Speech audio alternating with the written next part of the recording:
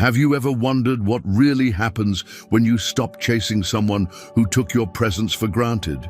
You don't explode, you don't announce your exit. You just go silent. And suddenly the energy shifts, not in noise, but in stillness. That stillness isn't emptiness. It's structure, it's clarity, it's power. But here's the problem. We've been sold the lie that attention equals value, that if you love deeply, you must always stay visible, available, expressive. That if you go quiet, it means you've lost, given up, or worse, you're bitter. What if I told you that's completely backward? What if everything you've believed about losing attention is rooted in fear, not truth? See, here's the twist. Silence isn't surrender, it's evolution. And in that silence, something fascinating begins to happen, not to you, but to them. The very person who once brushed off your consistency starts to unravel in the absence of it. This isn't about playing games. It's about playing no longer. It's about stepping out of the emotional casino where your worth was gambled for crumbs, of validation. It's about choosing alignment over attention, depth over drama, and becoming the person who doesn't need to be loud to be powerful. Stoic relationships are built on this foundation, not performance, but presence. And when you withdraw that presence, not out of punishment, but out of peace, what follows isn't just reaction, it's obsession. Quiet, creeping, haunting obsession. Not the kind they flaunt, but the kind they can't hide from. And today, we're going deep. We're not here to sugarcoat. We're here to expose, to uncover the exact stages they go through after you take your power back. Each one, a layer peeled away, each moment a reflection of what happens when you stop performing and start preserving. Think about it. What if your silence is the most unforgettable thing about you? What if your absence teaches them what your presence could not? What if all this time you weren't being weak by caring, you were being rare? This is more than a story. It's a transformation, a framework for clarity. And yes, it's going to shift something inside you. So lean in. This is not just about them, it's about you, your growth, your boundaries, your peace. The journey you're about to witness will show how Stoicism doesn't make you cold. It makes you composed. And the deeper you go into your own healing, the more their obsession grows in your absence. Ready to find out why? Stay with me. What comes next isn't noise, it's revelation. 1. The sudden void.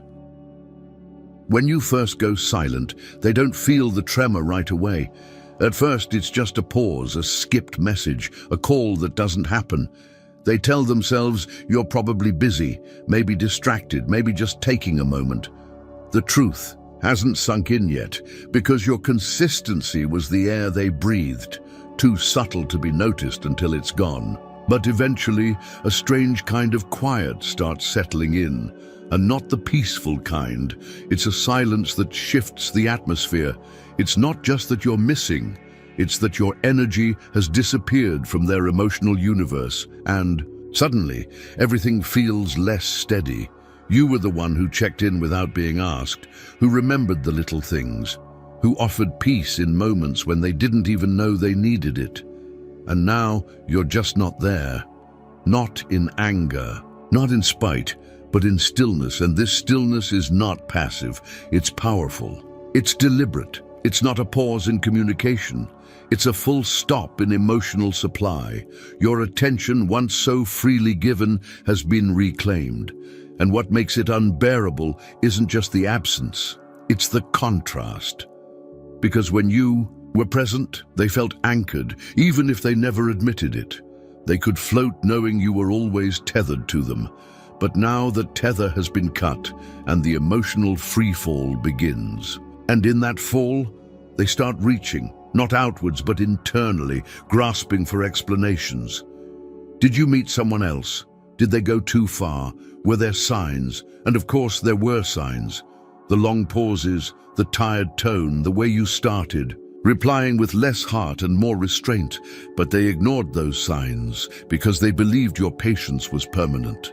They believed your presence was unconditional.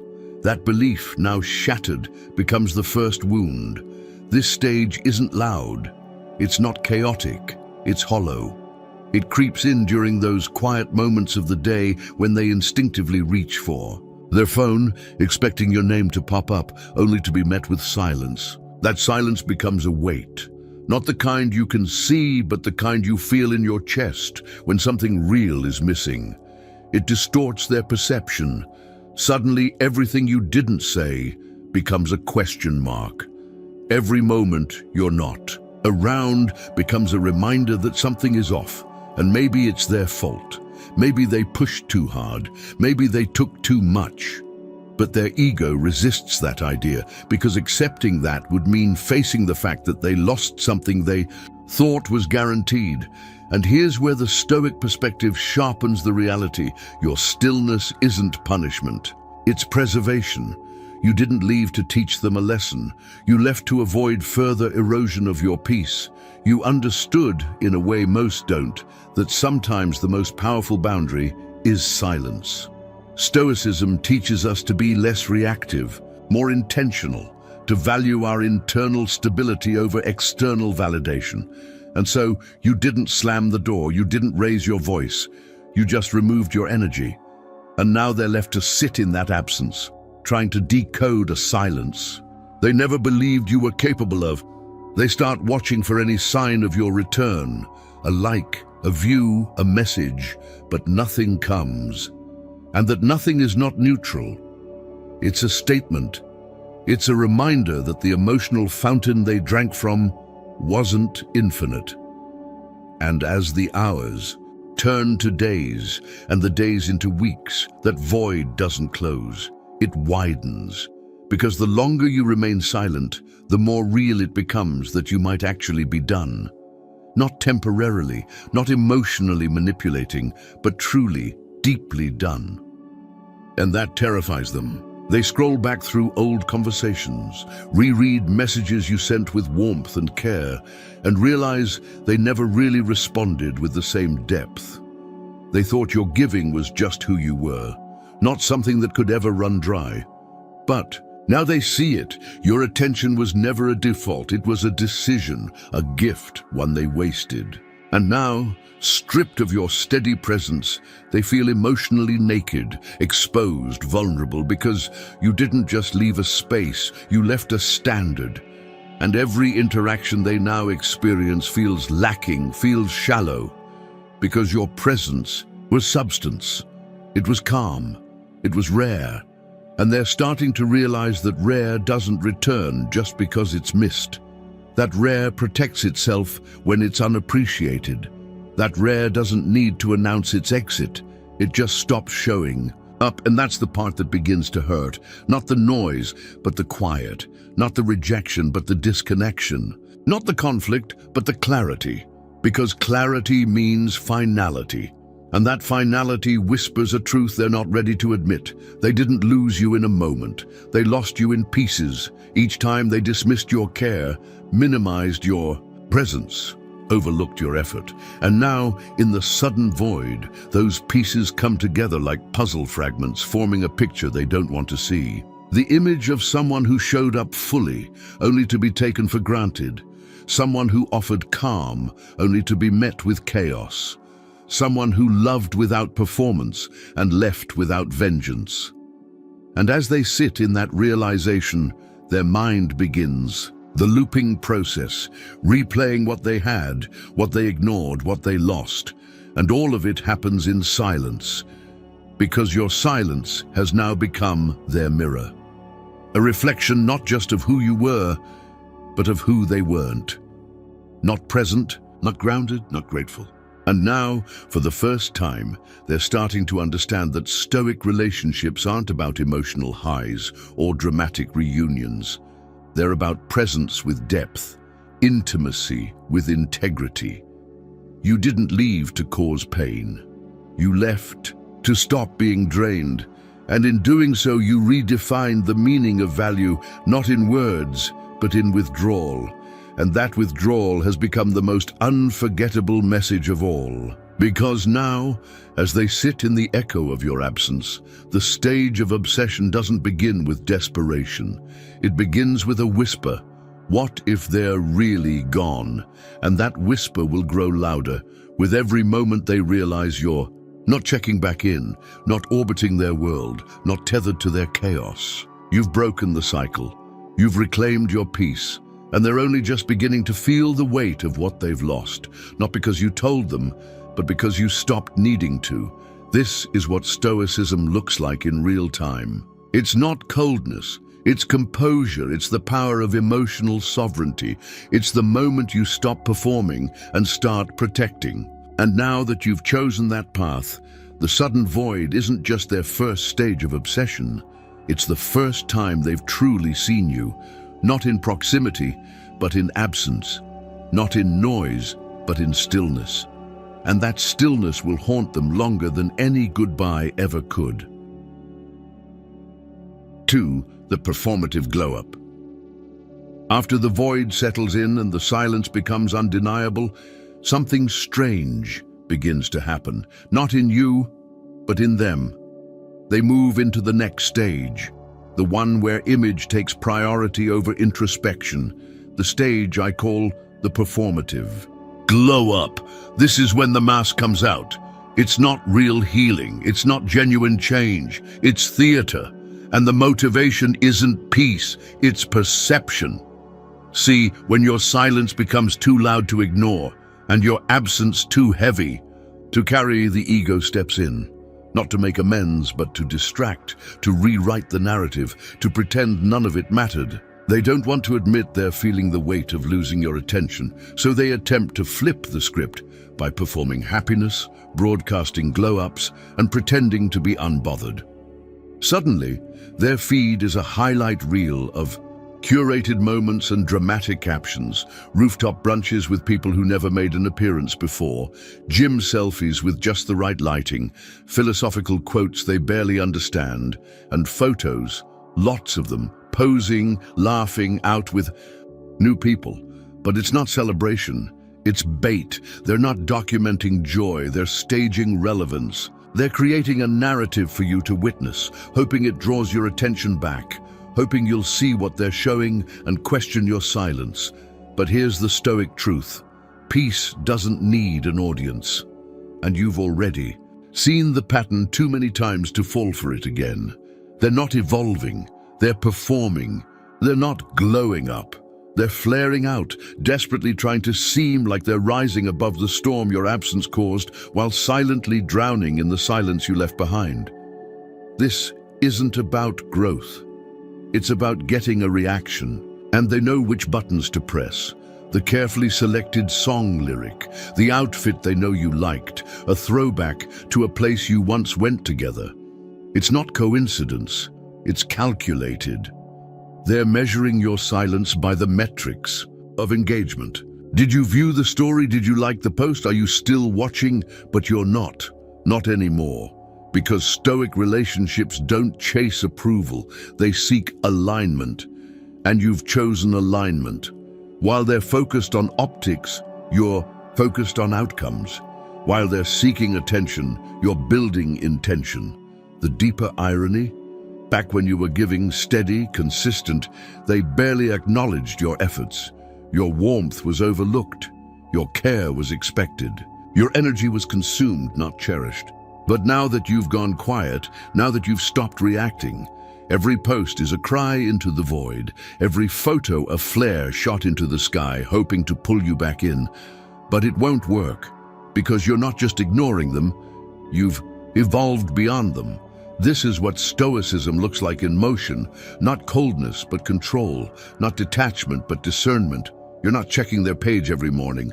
You're not dissecting their captions or decoding their smiles. You've stopped playing the game because you finally realized you were never playing to win. You were being played to lose your peace. Their performative glow-up is all surface, no substance. It's loud but hollow, temporary, not transformational. And deep down, they know it too. That's why the smiles don't reach their eyes, why the laughter feels rehearsed, why the new friends don't bring old comfort. Because the attention is louder, but the connection is gone. And what they're really missing isn't just a relationship. It's the stillness you brought, the calm, the space where they didn't have to perform, the emotional safety that let them be without needing to impress. That kind of energy doesn't get replaced with flashy nights out or filtered pictures. It lingers, it haunts, it echoes in all the noise they now create, because underneath every caption, behind every post, there's a question they're too afraid to say aloud.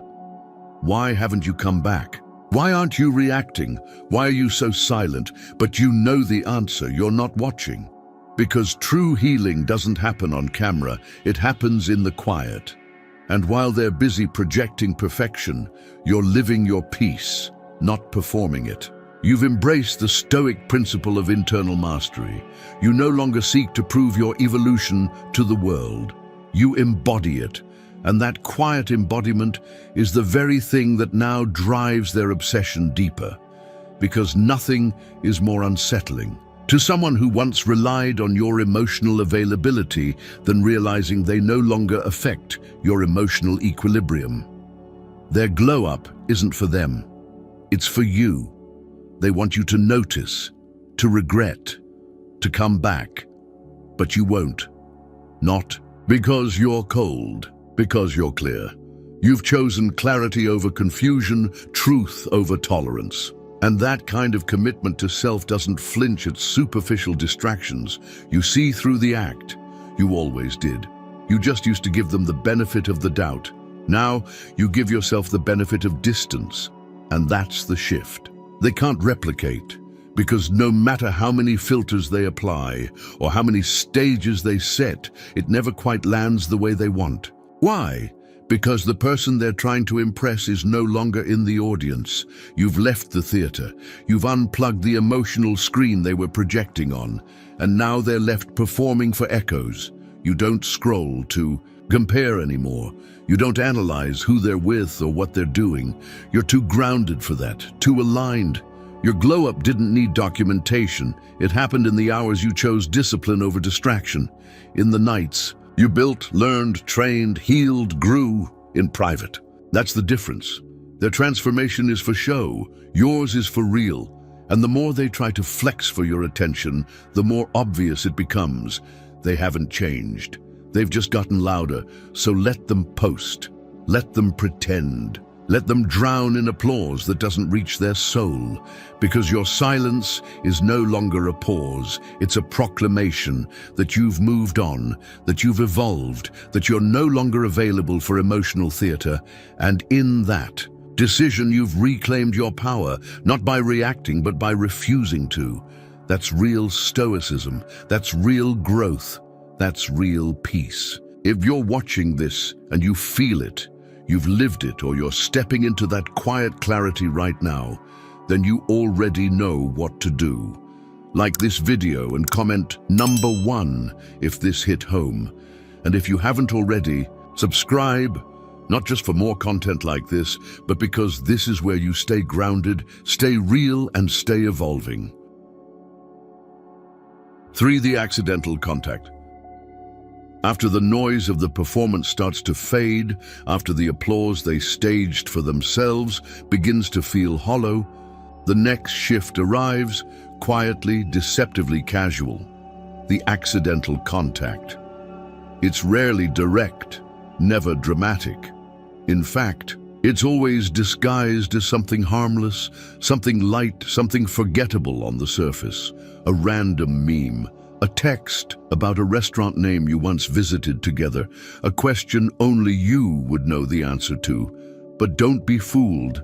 This isn't nostalgia. It's not curiosity. It's calculated. It's not a mistake. It's a signal, a knock on the emotional door they once had open access to. And the real question behind their message isn't, "Hey, do you remember that place?" It's, "Do I still matter to you?" But here's where the Stoic mind sees clearly. It recognizes the signal without becoming its receiver, because the danger in accidental contact isn't what they say, it's what they imply.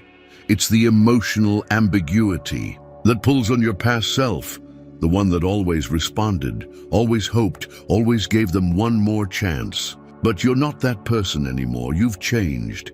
You've built peace like a fortress. You've stopped replying to half-efforts, to vague messages wrapped in familiarity, to the emotional breadcrumb trail that only leads back to imbalance. You've grown beyond the cycle, and yet here they are trying to find a way in, not boldly, not honestly, but carefully, like someone tapping on a glass window, hoping to be noticed without fully committing to being seen. That's what makes it dangerous, because the message feels small, and your heart, if you're not grounded, might leap toward it with old hope. But don't mistake the softness of the contact for sincerity. This isn't an invitation to reconnect. It's a probe, a test, a curiosity-driven nudge. They want to know if your silence was temporary or true, if you've really moved on or are just waiting for them to care again. And here's the part most people don't realize. That message they sent, it was typed and deleted a dozen times, sent to a friend first to get feedback, crafted with care so it doesn't look like they're reaching, even though that's exactly what they're doing. Because they're scared that the silence means the end, scared that you won't respond, scared that the emotional door they casually walked in and out of is now locked. So they don't knock with intention, they knock with fear. And Stoicism teaches us not to respond to fear with comfort, but to let fear sit with itself. Because growth happens when you no longer need to soothe the anxiety of someone who once disrupted your peace. That accidental message, it's not a bridge, it's a hook, one that pulls you back into the cycle if you're not careful, one that reopens emotional wounds under the guise of connection. But you've done too much healing to be baited by something so shallow. And you know now, real connection doesn't come wrapped in vague questions. It comes in clarity, in effort, in truth. They're not reaching out to reconnect. They're reaching out to see if they still have access, if they still live rent-free in your emotional space, if they can still summon a version of you that doesn't exist anymore. But Stoic relationships are built on clarity, not confusion. You're not here to decode intentions anymore. You're not playing detective with someone who once played careless with your care. Your growth has made you immune to ambiguity. You don't need to ask your friends what this message means. You already know it's a test, and you don't pass it by replying. You pass it by staying grounded. That's where true power lives. Because the old you would have jumped at the message, eager for hope, craving closure. But the new you don't chase ghosts. You don't entertain what doesn't align. You don't mistake random contact for real connection. And when you see that notification pop up, there's no adrenaline rush, no emotional unraveling, just clarity. Because clarity has become your currency. And clarity says, if it's not direct, it's not worth my energy. That's the maturity Stoicism gives you, not to suppress emotion, but to see through it, to recognize that some messages aren't invitations, they're distractions, that some people reach out not because they want to rebuild, but because they want to feel they haven't been erased. But erasure isn't what happened. You didn't delete them. You simply evolved beyond their access. And that evolution isn't angry, it's intentional. It's why you no longer respond out of politeness. You respond to presence, to purpose, not to games, not to emotional nostalgia disguised as check-ins. You've learned to protect your stillness because your peace is sacred now. It's been built from late nights of reflection, early mornings of work, and countless moments where you chose not to react when you could have. That discipline is what they now envy, because they see that their access to your world was never owed. It was earned, and they squandered it. So now they knock lightly, hoping for a crack in the door, hoping for a flicker of the past. But you're not peeking through windows anymore. You're living fully inside your life, no longer waiting at the edges of theirs. And that's what unsettles them most. Not that you ignored the message, but that you didn't even flinch, because your silence has become a mirror. It reflects their inconsistency, their lack of effort, their reliance on your reaction to feel seen. And now that reaction is gone. Not out of bitterness, out of balance.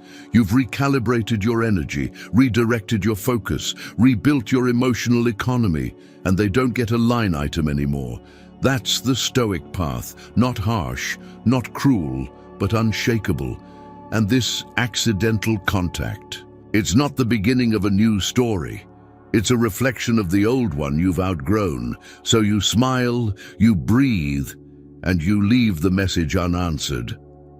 Not out of spite, but out of strength. Because silence isn't the absence of communication. It's the presence of boundaries. And you've chosen boundaries. You've chosen to invest your attention where it's reciprocated, not where it's remembered out of boredom or regret. That's what makes the message sit heavy in their chest. Not just the lack of a reply, but the realization that the silence isn't temporary. It's transformational. That you've become someone who doesn't respond out of habit, someone who doesn't reach for old connections out of loneliness, someone who doesn't mistake a message for meaning. And that realization, it's the beginning of their unraveling, because they know now the door they knocked on isn't locked, it's gone. You've moved, you've shifted, you've transcended the space they once occupied, and all that's left is a stillness they can't access. That's not cruelty, that's stoicism, that's growth, that's the power of intentional absence. And now, in this next stage of their obsession, they won't remember you for the words you said. They'll remember you for the ones you chose not to say, for the messages you didn't reply to, for the door you didn't reopen. That's when they realize silence doesn't mean defeat, it means evolution, and that evolution, it's what they never saw coming. 4. The micro-stalking phase. When their subtle outreach is met with silence, no reply, no reaction, no hint that you're even aware, it triggers a deeper shift inside them, one that trades pride for preoccupation. Welcome to the micro-stalking phase. It doesn't begin with confrontation, and it doesn't explode into visible drama. It's quiet, obsessive, hidden behind screens and smudged glass, executed in the dark hours of the night when no one's watching and their ego is finally quiet enough to feel the ache. They won't message again, at least not yet. But that doesn't mean they've let go. In fact, they've never been more hooked, and ironically, the more silent you remain, the louder their mind becomes. They start watching, they scroll, they refresh your profile more times a day than they care to admit. They look at every new post, every tagged photo, every small shift in your digital presence, searching for signs that you're still affected. Did you post something cryptic? Did you like a certain comment? Did you unfollow them? Are you online right now? And it's not out of anger, it's desperation. Desperation cloaked in curiosity, because now that they don't have your attention, they're haunted by the absence of it. They're trying to piece together a puzzle from fragments of your online activity, because direct communication has been cut off, and their imagination has become the loudest storyteller. They check your stories without sound, zoom in on the background of photos, look at who you're following, and examine timestamps. They create entire narratives from your silence, invent emotional plots from your peace. Because that's the cruel truth about obsession. It doesn't need new information. It just needs an old memory and a void to grow inside. And you've given them both. Not intentionally, not maliciously, but by choosing yourself over the chaos. By stepping into your peace, you've left behind a silence they can't fill. They start comparing. Every little detail becomes a clue. That photo where you look a little too calm, a little too focused, becomes a source of anxiety for them. Are you better off now? Are you seeing someone new?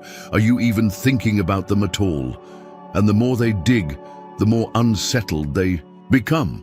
Because Stoic relationships don't fall apart in noise, they dissolve in calm.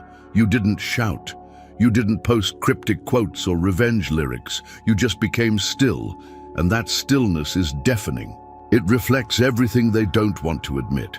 That you were the one who brought peace, that your presence was never needy, just genuine. That the energy you gave wasn't for performance, it was soul-rooted. And now that it's gone, they're chasing shadows, your shadows. They look at your smile in old photos and wonder if it was real. They scroll through messages you once sent and wonder why they didn't see the signs. They try to decode moments that were once dismissed. They study your silence like it holds a secret, when in fact it holds a truth they never respected. You were rare. And now they can't stop watching because the alternative would mean accepting they lost you for good. That your absence isn't a strategy, it's a state of being. That you're not lurking back, you're not checking their page. You're not hoping they notice. You've released the thread, and that is what breaks them more than anything. Because in their silent stalking, they realize something. You're not performing anymore. You're not playing. You're just living. Unapologetically, stoically, fully.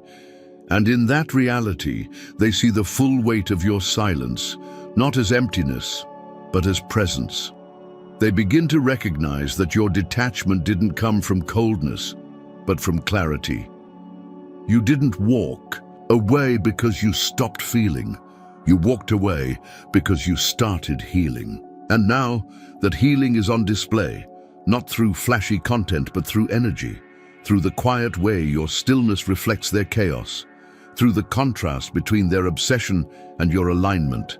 And that contrast burns, because it exposes what they lost. Not just a partner, not just a connection, but a mirror, a grounding presence, a calming force. And that's not something they can replace with a new fling or a string of likes. That's something that lingers, that echoes, that haunts. You've become the standard now, not because you intended to, but because you were authentic all along. And their obsession grows, not because you're giving them anything new, but because you've stopped giving altogether. They refresh your page like it's a ritual. They check your followers, they pause on your posts, they monitor your online status, and yet they never reach out again. Because reaching out would mean admitting too much. It would mean breaking the illusion that they're unbothered. So instead, they watch, and watch, and watch, hoping for a sign, a mistake, a message. But nothing comes. And the silence becomes unbearable. That's the paradox of obsession. It makes them crave you more in your absence than they ever appreciated you in your presence. And now, every moment without your attention feels like starvation. Every new post you don't make, every story you don't share becomes a missed opportunity for them to feel connected again. And deep down, they know it's not that you forgot them. It's that you've moved beyond them, and that truth, that's what fuels the stalking, because nothing triggers obsession like losing someone who once saw you completely and now no longer even looks your way. So they keep watching, hoping you'll flinch, hoping you'll post something reactive, hoping your silence is a tactic, not a truth. But it is the truth. It's the most honest thing you've ever done. And as they spiral into deeper layers of digital surveillance, you remain unmoved. You're not feeding the performance. You're not engaging the bait. You're not slipping back into the role of the emotionally available backup plan. You've transcended it. That's the power of Stoicism. It doesn't make you indifferent. It makes you intentional. And now that intention has become your shield. You no longer need to block them. You don't need to delete your past, because nothing they see will change what you've already chosen: your peace. That's what micro-stalking can't touch. That's what makes them spiral even more. Because the more they look, the more they see someone who isn't pretending to be healed. They see someone who is. Someone who's not clapping back, but calmly building. Not chasing attention, but channeling focus. And they know, no matter how many times they check your profile, no matter how many posts they study, it won't bring back the person they took for granted. You've grown past the need to be seen, you've become centered, and that's what obsession can never grasp. So if you've made it this far, if you recognize these patterns, if you're living in your stillness while someone else watches from behind the scenes, then you already know you're not missing out. You're moving on, and that's what real strength looks like. That's what Stoic relationships are built upon, not the need to be remembered, but the freedom of letting go. If you feel that truth, like this video and drop a number 1 in the comments, and make sure to subscribe, because the next stage we're about to uncover goes even deeper into the spiral they never expected. 5. The emotional outburst. After the micro-stalking phase has exhausted every pixel, after every story has been muted and every profile tapped until nothing new emerges, they begin to crack. Obsession, by its nature, is unsustainable in silence. Something has to give. And when the watching, the guessing, the analyzing doesn't bring relief, when they finally accept that your attention is not returning, the emotional outburst begins. It doesn't arrive with calm words or thoughtful reflection. It's not composed, it's raw, unfiltered, often messy. But more than anything, it's late. This isn't the first attempt at communication. It's the last gasp of a version of them that can no longer contain the growing panic of your complete detachment. They might text you a long, disjointed message filled with blame, confusion, and contradiction. They might explode with accusations, saying you never cared, that you've changed, that your silence is cruel. Or perhaps, in a twist of emotion, they come with a sudden sweetness. I miss you. I've been thinking about us. Can we talk? Whatever the form, make no mistake, this outburst isn't about healing. It's about control. Because control is what they've lost. Your energy no longer orbits them. Your mind no longer entertains what-if scenarios. Your heart no longer flinches at their name. And when someone who once relied on emotional access realizes the door is locked, not just temporarily, but fundamentally, they panic. Not because they suddenly understand your value, but because they've lost their ability to affect you. That's what stings.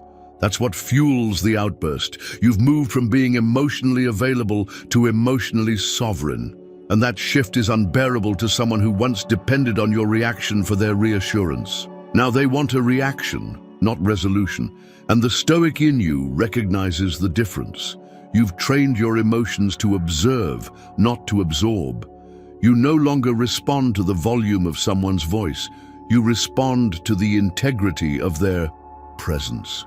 And in this moment, their presence isn't grounded, it's grasping. The words they send might sound profound, but behind every sentence is a plea.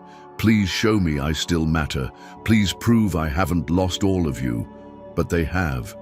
Not because you're cruel, because you've healed. Healing didn't make you heartless. It made you selective. It made you conscious of where your attention flows, who gets your presence and why. And now, someone who once received all of it without effort is watching it be unavailable no matter how loud they scream. That's why the emotional outburst isn't about you, it's about them. It's a reflection of their inner chaos meeting your calm. A storm crashing into a stone wall. The more you remain centered, the more unbalanced they feel. That's what triggers the desperation. They thought they had time. They thought you'd break the silence eventually. They thought the absence was just a phase, but it's not. It's evolution. And evolution doesn't reverse itself just because someone's finally ready. Your stillness now isn't for effect, it's who you are. It's the result of choosing peace over the endless loop of emotional highs and lows.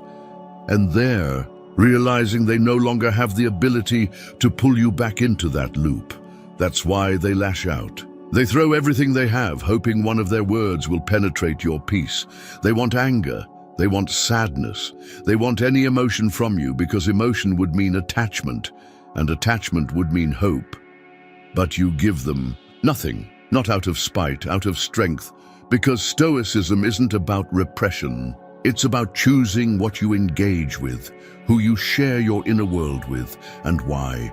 You've outgrown the dynamic where loud equals love, where guilt masquerades as care, where chaos is mistaken for connection. And so, when the outburst arrives, you don't match it. You observe it, you let it pass through you like wind through a forest. You don't flinch, you don't answer right away. Maybe you never do, because you understand that their need for a reaction isn't your responsibility. You're no longer here to fix what was never mutual. You're not in the business of validating those who only reach out when they're losing grip. You've built something sacred within, a life that doesn't require explanation to those who never understood your presence when they had it. The emotional outburst might be loud, but your silence is louder. It says, I see through this. I see where it's coming from, and I choose not to entertain it, and that's what breaks them. Not your anger, not your resentment, but your absence of engagement. They know you're capable of empathy. They know you're someone who once cared deeply, and now to receive nothing from you, to feel the full distance of your detachment, that's what creates their real panic. Because this version of you, the one who doesn't need closure, who doesn't need to clarify, who doesn't chase clarity through conflict, that version is unshakable. That version is rare. And they know, no matter what they say, no matter how passionately they say it, it's too late. They didn't just lose your presence, they lost your availability. Your stillness is no longer waiting, it's building. Building a life without chaos, without codependency, without the need to respond just to keep the peace. You've discovered the peace within. And now anyone who threatens that peace is simply not allowed access, no matter how loud they knock. Their outburst becomes a mirror. And while they scream into it, hoping to summon the version of you that once comforted them, all they see is themselves, their patterns, their denial, their avoidance, and most painfully, their regret. Regret is a powerful catalyst for outburst, because now, with your absence so final, they finally see what they didn't when you were near. You were never weak for giving. You were strong for doing so without expectation. And now that your giving has stopped, they realize they were never entitled to it. And that realization doesn't just sting, it shatters. That's when the words change, from anger to pleading, from blame to confusion, from attack to desperation. I don't know what happened. I didn't think it would end like this. I just want to talk. But you know, they don't want to talk. They want reassurance. They want the dynamic back. The one where you explained yourself while they barely understood you. But you don't explain anymore. You align. That's the power of Stoic relationships. They aren't transactional, they're intentional. And when they no longer serve your peace, you exit, not dramatically, but definitively. And that decision stands firm, even when the emotional weather changes. Because you're no longer influenced by storms that don't belong to you. You've walked through too much fire to return to smoke. And in the absence of your emotional participation, their outburst collapses into silence. A silence that echoes more loudly than any argument ever could. And they know now that this silence isn't waiting to be broken. It's the boundary, the line, the end. They don't get to reset the dynamic with a burst of emotion. They don't get to reclaim access with a flurry of words. That's not how this works anymore, because your growth isn't performance, it's transformation. And in that transformation, your silence has become sacred. It's not revenge, it's reverence for your time, for your energy, for your evolution. And no outburst, no matter how dramatic, no matter how nostalgic, no matter how convincing, can undo what you've built inside. That is your fortress now. That is your freedom. That is Stoicism, not as theory, but as lived reality. 6. The quiet comparison. Once the emotional outburst burns out, Once their frantic words are left unanswered and the silence remains intact, something even deeper takes root.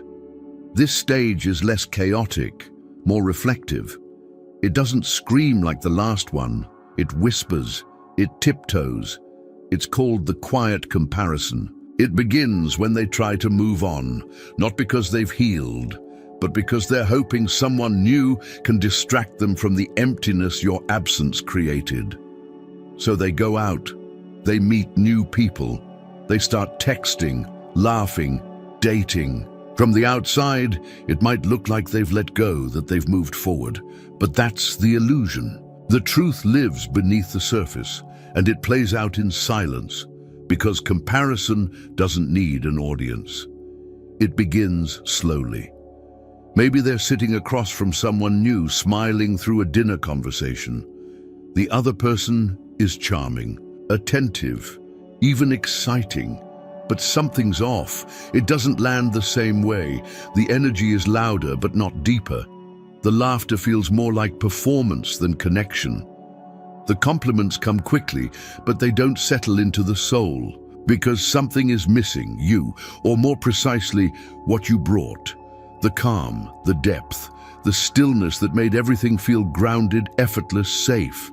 And now that it's missing, everything else feels slightly artificial, like a well-lit photo with no warmth, and that's when it starts, the quiet comparison. They won't say it out loud, not to their new partner, not even to themselves, but inside everything is being measured against you. Every joke they hear is weighed against your sense of humor. Every compliment they receive is silently stacked. Beside the subtle ways you used to make them feel seen, every interaction is haunted by the presence of what's now absent. Because Stoic relationships don't announce themselves, they unfold slowly, quietly, authentically, and that's what they didn't realize when they had you. You weren't loud, but you were real. You weren't flashy, but you were solid. You didn't overwhelm their senses, you grounded their spirit. And now, without that grounding, they feel unmoored. The new people might be fun. They might even be impressive, but they don't anchor, they don't mirror, they don't calm, because what you offered wasn't noise, it was resonance. You never needed to be the center of attention to leave an unforgettable imprint. Your power came from presence, not performance. And now, that presence echoes through the hollowness of everything they try to replace you with. They go on another date. It's fine. But there's no unspoken understanding, no shared silences that feel comfortable, no deep eye contact that says everything without a single word. That's what they miss, even if they can't name it. And as they move from one person to the next, trying to rekindle a spark that only ever existed in your steadiness, they begin to realize the painful truth. It wasn't just the relationship they lost. It was the version of themselves that only existed when you were around. The version that felt seen without being judged, supported without being smothered, loved without needing to perform. And that version is gone now, replaced by a restlessness they can't shake. That's what Stoicism teaches us, that peace isn't found in noise, it's found in alignment. And you, quietly and patiently, were their alignment. They just didn't know it. They were searching for sparks while you were building a fire. They were chasing butterflies while you were planting roots. And now the contrast is unbearable. Every compliment they get feels superficial. Every connection feels transactional. Because you didn't have to try, you just were. And that authenticity has now become their standard, even if they never earned it. They scroll through old messages, not the dramatic ones, but the mundane. The way you said take care like you meant it, the way you reminded them of a meeting, or asked about their day, or listened without turning the conversation back to yourself. And those moments, once overlooked, now shine with a painful clarity, because now they know that was the good stuff. That was the real connection, and they let it go. Not all at once, but gradually. In pieces. Every time they dismissed your effort, every time they minimized your support, every time they confused your calm for weakness. And now that calm has become the rarest thing they crave. It's not about getting back together. It's about realizing no one else brings that same sense of home. And it hits them hardest during the quiet moments, the space between texts, the drive home alone, the pause between songs, when no one is performing and they're just left with their thoughts. And in those moments, it's not your face they see, it's your presence, your steadiness, your energy. The way you never tried to be loud, but somehow filled the room anyway. The way you never had to prove your worth. It just spoke through your silence. That's the part they miss. And it's also the part they can't find again, because you weren't a performance. You were a person, a deeply grounded, emotionally mature person. And now that they've sampled the superficial, the meaningful becomes irreplaceable. They compare quietly, constantly, not to harm the new person, not to ruin what they're trying to build, but because you've become the measure of what's real, and nothing real ever truly disappears. It echoes, it lingers, it sets a standard that reshapes the way they view connection. That's the real legacy of Stoic relationships. They don't just touch lives, they change them. Even in your absence, you're influencing how they love, how they connect, how they see others. And that, in many ways, is more powerful than presence. Because presence can be forgotten, but impact remains. And you didn't need to do anything to create that impact. You just lived your truth. You just showed up honestly. You just offered stillness when the world around them was chaotic. And now that stillness is the quiet storm inside their chest that nothing else can replace. They try to silence it with noise, with parties and posts and people. But the comparisons won't stop, because it's not about you being perfect. It's about you being irreplaceable. They didn't realize what they had because you didn't demand to be noticed. You didn't scream your value, you just embodied it. And now, in your silence, it speaks louder than ever. They replay the past, not to romanticize it, but to understand what they lost. And what they lost was rare. What they lost was real. What they lost was you. And that loss, it will shape them, quietly, permanently. So if you're sitting in your stillness right now, wondering if they've moved on, know this: they're not comparing you to the world. They're comparing the world to you. And it doesn't measure up. If this resonates with you, if you feel the truth of quiet impact, like this video and comment number 1 to let us know. And if you haven't yet, subscribe for more content that honors your evolution and your peace.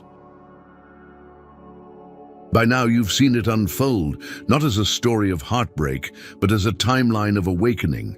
Not for them, but for you. Because this wasn't about revenge, it wasn't about getting them to chase you or proving anything. It was about finally reclaiming something far more sacred than attention, your alignment. When you withdrew your presence, when you chose stillness over struggle, you didn't vanish, you evolved. And that evolution spoke louder than any confrontation ever could. You stopped explaining yourself to those who never really listened. You stopped pouring into a dynamic that drained your spirit. You stopped performing love and instead started embodying peace.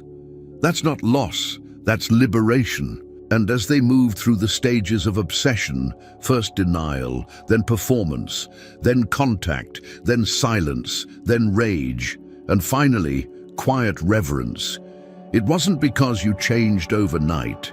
It was because you returned to who you were always meant to be. Someone who doesn't need to be loud to be powerful. Someone who doesn't need to be seen to feel valuable. Someone who understands that Stoicism isn't a lack of feeling, it's the highest form of emotional mastery. You felt deeply, you gave openly, and when it was no longer mutual, you chose clarity over confusion. You chose depth over drama, and while they spiral in memory, you build in purpose. That's what real strength looks like. That's what Stoic relationships teach us, not how to win someone back, but how to stop losing yourself in the effort. To be chosen.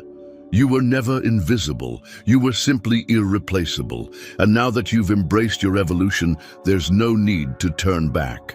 Let them remember you in stillness. Let them carry the echo. Let them walk their own path while you walk yours, with discipline, with grace, with the kind of peace that can't be performed. You didn't lose anything. You found yourself. And in that finding, you became unforgettable.